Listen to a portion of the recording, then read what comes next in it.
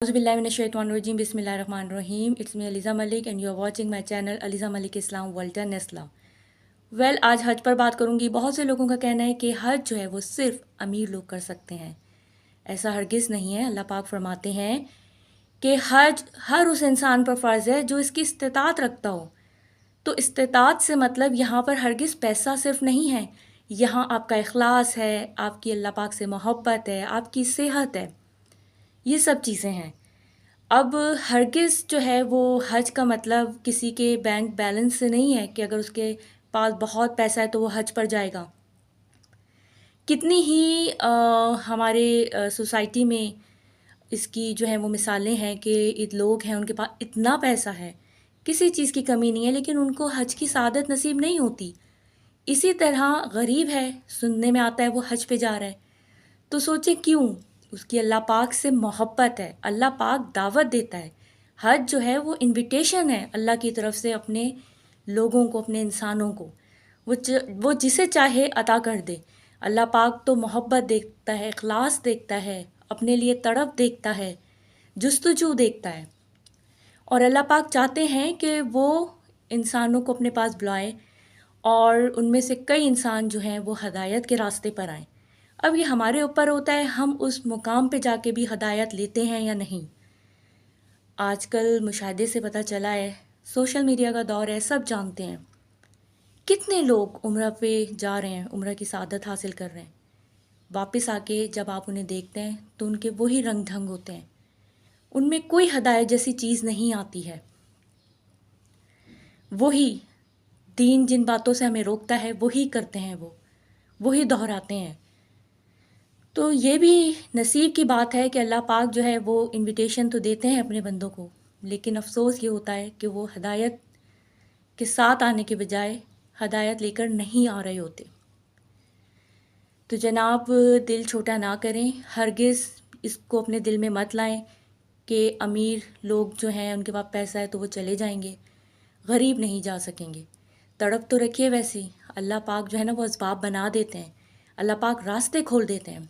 एक गरीब इंसान, उसकी ख्वाहिश ये होती है कि ज़िंदगी में एक बार वो हज कर ले। क्या करता है वो? ज़िंदगी भर थोड़े थोड़े पैसे जमा करता है और अल्लाह पाक ऐसे असबाब पैदा कर देता है कि आपकी अक्ल दंग रह जाती है। और फिर भी अगर आप हज की सआदत से महरूम हैं तो आप अपने घर में रह के अल्लाह ताला की अताअत करें, ठीक है? अल्लाह ताला से मोहब्बत करें।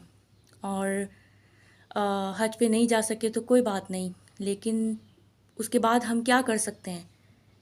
और वो ये है कि आप अपनी इबादत को बढ़ाएं और नेकियां करें, लोगों से मोहब्बत करें, यतीम मस्कीनों से शफ़क़त करें और लोगों के काम आएँ, इंसानियत के काम आएँ, हक़ूक़ुल इबाद अदा करें, नमाज़ पढ़ें, तहज्जुद कायम करें। और क्या कर सकते हैं आप कि अभी जो है वो ज़िलहज के 10 दिन जो हैं वो बड़े इम्पॉर्टेंट हैं और अल्लाह पाक जो हैं उन्हें ये दिन जो इन दिनों में 10 दिनों में जो अमल इंसान करता है अच्छे, अल्लाह पाक को वो बहुत पसंद है। तो कोशिश कीजिए कि इन 10 दिनों में आप जो है इबादत कीजिए और तकबीर पढ़िए, तस्बीहात कीजिए और आप 9 ज़िलहज का रोज़ा रख सकते हैं। 9 ज़िलहज का रोज़ा रखने का मतलब ये होता है कि आपके 2 साल के गुनाह माफ़ कर दिए जाते हैं। तो ये सब काम आप जो हैं वो कर सकते हैं। बाकी अल्लाह ताला से जुस्तजू जारी रखिए, अल्लाह ताला से हम कलाम होते रहिए, अल्लाह ताला को अपनी ख्वाहिश बताते रहिए। इंशाल्लाह एक दिन आएगा। देखिए, जितनी लगन होती है ना उतनी ही तेज़ी से आपके काम बनते हैं। जितना आपको अल्लाह पर भरोसा होता है उतनी जल्दी से बिगड़े हुए काम बनते हैं और संवरते हैं। तो ये फ़िक्र ना करें हमारे पास पैसा नहीं है तो क्या होगा, जुस्तजू कीजिए, अल्लाह मियाँ आपके लिए असबाब पैदा कर देंगे। और जनाब, बस ये है कि हिदायत तो आप यहाँ रह के भी कर सकते हैं।